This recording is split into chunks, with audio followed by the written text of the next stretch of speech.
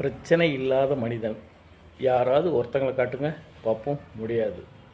ஏன்னா கண்டிப்பாக ஒவ்வொருத்தங்களுக்கும் ஒரு பிரச்சனைகள் இருக்கும். பணப்பிரச்சனை, மனப்பிரச்சனை, வீட்டு பிரச்சனை, வெளியில் பிரச்சனை, இப்படின்னு பிரச்சனைகள் அப்படிங்கிறது நம்மளை சூழ்ந்து தான் இருக்கும். அதை ஒவ்வொரு பிரச்சனைகளையும் நம்ம தான் சவாலாக ஏற்று அதை ஜெயிச்சு வரணும்.